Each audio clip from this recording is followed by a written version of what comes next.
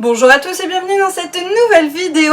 Aujourd'hui, on va faire un haul pour la Japan Expo 2018. J'ai acheté plusieurs choses, j'ai été semi-raisonnable, j'ai fait des bonnes affaires, j'ai aussi acheté, comme habituellement, pas mal de choses au niveau des stands des illustrateurs. J'adore toujours cette partie, j'ai vraiment passé un bon moment. Et je vais quand même commencer par un cadeau qu'on m'a fait, et il s'agit du tome 2 de l'Atelier des Sorciers. J'avais beaucoup aimé le tome 1.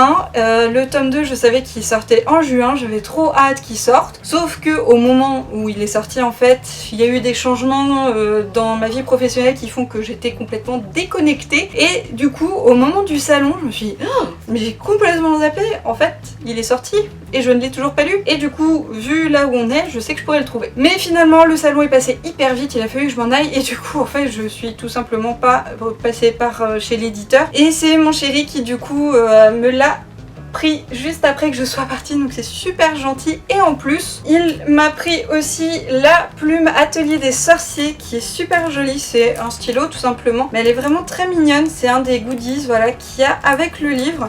Donc ça fait un très joli cadeau. Ah oui, et il y avait aussi une carte marque-page, c'est un peu des deux, en rapport cette fois-ci plutôt avec le premier tome, mais qui est très joli aussi. L'année dernière, il y avait eu un stand de Sailor Moon dédié, vraiment, c'était Bandai qui était là, il y avait le stand était magnifique et toutes les pièces à l'intérieur étaient vraiment pas chères. Mon copain m'avait offert donc notamment ces pièces là. Voilà, ça avait été déjà, on reste raisonnable. Il y en avait eu genre pour 15 € sur tout le lot parce qu'il n'y avait pas que ça en plus. Du coup cette année j'avais trop hâte en fait qu'il y ait de nouveau ce stand, mais manque de bol, il n'y était pas. Sauf que arrivé sur le salon, au détour de différents stands, et ben là je tombe sur un stand où il y avait tous les produits Sailor Moon de nouveau. Sauf que c'était pas le stand dédié, c'était plus vraiment un truc dans un coin, ils vendaient pas que ça, mais ils vendaient quand même les objets à super bas prix. Donc du coup on a fait le plein, notamment en fait des sceptres qui me manquaient, parce que là du coup j'avais que ces deux là, et du coup maintenant je les ai presque tous, il va plus m'en manquer qu'un seul que j'espère trouver du coup la prochaine fois. Mais trêve de blabla, je vais donc maintenant vous les montrer, et on commence avec celui-là qui est le Spiral Heart Moon Road, qui est vraiment très joli. Je vous le mets comme ça, voilà, comme ça vous le voyez en entier. Il est vraiment super beau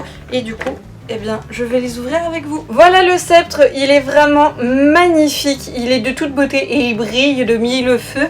Et en fait, ce que je trouve vraiment pratique avec ces objets, c'est qu'ils ont à chaque fois un petit support, ce qui permet vraiment de les mettre en avant, qu'ils soient joliment présentés. C'était vraiment un gros plus que j'avais déjà découvert du coup l'année dernière avec ces deux-là. Et là, ils y sont toujours, donc c'est super. Le suivant, c'est le Cutie Moon Road. Et celui-là, il est aussi super beau. Pareil, je vais l'ouvrir pour vous montrer ça un petit peu mieux. Voilà la pièce qui est aussi très belle. Vraiment, je les trouve super jolie. Puis elles sont quand même assez grandes, hein, non, mine de rien. Le troisième, c'est celui dédié à Mercure, et ceux-là ont une petite particularité, je vais vous montrer. Voilà du coup la pièce, et je sais pas si vous allez bien voir, mais en fait, il y a du liquide dedans. Voilà, c'est du coup pour faire toute cette partie là, et du coup ça se démonte. Je ne savais pas, je viens de le découvrir, donc je sais pas, je crois pas que cette partie là s'ouvre, mais donc là ça fait vraiment fiole de parfum. Là vous avez en fait une bague, concrètement vous pouvez vraiment la porter en bague, et donc après tout se réassemble. Hop là, pour faire du coup le bâton de Mercure. Ensuite on a du coup celui de Mars pour aller avec. Le voilà de plus près, donc pareil il se démonte, et du coup avec le petit liquide toujours à l'intérieur. Donc pour faire un peu le côté parfum, il y a toujours la bague, et je trouve vraiment le rendu super sympa. J'aime bien avoir du coup les paillettes là dans le liquide, je trouve ça super mignon. Et le dernier, c'est celui de Vénus. On va l'ouvrir aussi. Et le voilà, donc après tout pareil, hein, la bague, la petite fiole, le tout qui se démonte, et super joli aussi. Du coup donc il va juste me manquer celui de Jupiter. C'est celui qui est vert en fait, donc là j'ai le jaune on va dire, le bleu, le rouge, il me manque le vert, et après j'ai ces deux là qui viennent compléter ceux qui sont juste ici. Je dois vous avouer qu'ils avaient d'autres choses, et du coup ça a été assez dur de pas craquer de trop. Moi je me suis pris juste une dernière petite chose qu'il faut que je vous retrouve. Là superbe, jolie boîte. Oh, elle est trop mignonne. Je dois vous avouer que je ne sais pas ce qu'elle représente exactement cette boîte. Juste, j'aime bien en fait ces petites boîtes, je les trouve toutes trop choupinettes. Et là en fait quand j'ai vu celle-là avec son côté bleu et ses petites ailes, j'ai craqué. Voilà à quoi elle ressemble, elle est vraiment magnifique, j'adore, hein. Je confirme, j'ai trop craqué dessus. Voilà ce que ça donne à l'intérieur et du coup donc effectivement la partie bleue translucide s'enlève. Par expérience vous pouvez y mettre des tic-tac, voilà ça rentre, mais je crois que c'est à peu près tout. Ou alors un petit mot secret. Et vous avez même donc la petite chaînette pour l'accrocher du coup à vos clés par exemple ou à votre sac, ce genre de choses. Mais oups, en tout cas je la trouve super belle.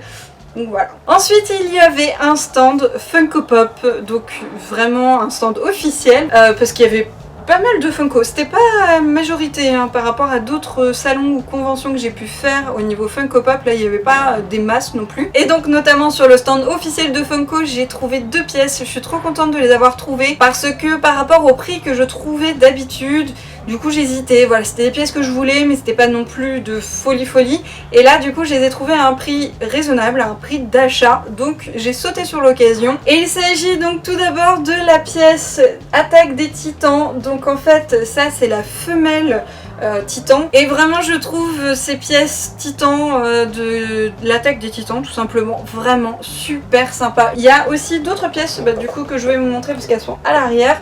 Donc il y a toute l'équipe notamment et c'est vrai qu'elles sont sympas mais moi celle qui me tentait vraiment c'était les Titans. Et du coup la deuxième pièce qui va avec c'est le Armored Titan. Donc alors c'est vrai que là il y a écrit feu mâle, là ça aurait pu être le mâle qui est tout aussi flippante, je crois même encore plus. Voilà vraiment je les trouve très réussis. Bon ce sont de grosses pièces qui vont me prendre de la place, je ne sais pas encore où, mais je suis super contente de les avoir trouvées. Vraiment ce sont 2 pièces vraiment canon. Je suis partie là pour faire juste cette mini collection, il y a vraiment 3 ou 4 pièces.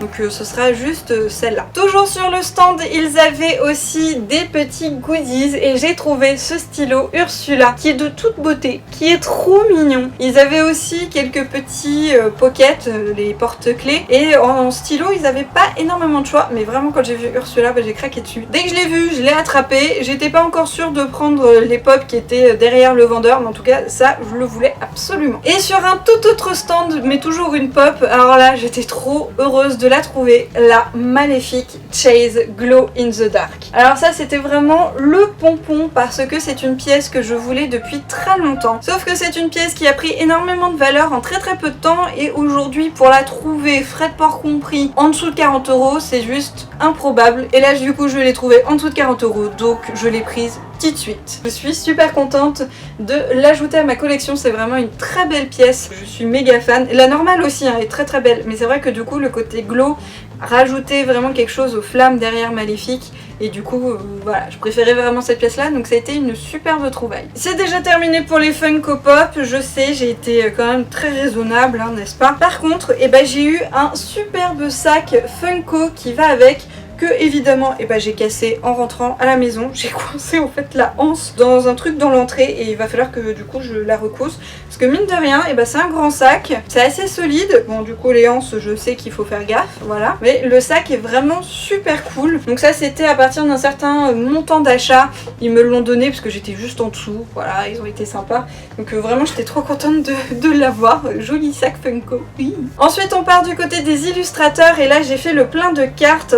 Et en fait je fais ça à chaque fois parce que ça me permet ensuite d'aller voir ce qu'ils font. Parce que malheureusement à chaque fois je n'ai pas assez de monnaie sur moi. Et du coup je prends les cartes sur les stands que j'ai vraiment beaucoup aimé. Ou du coup j'aimerais bien aller voir s'ils ont des choses qui pourraient me plaire. Et il y a aussi les cartes de ceux à qui j'ai acheté pour garder du coup aussi une trace.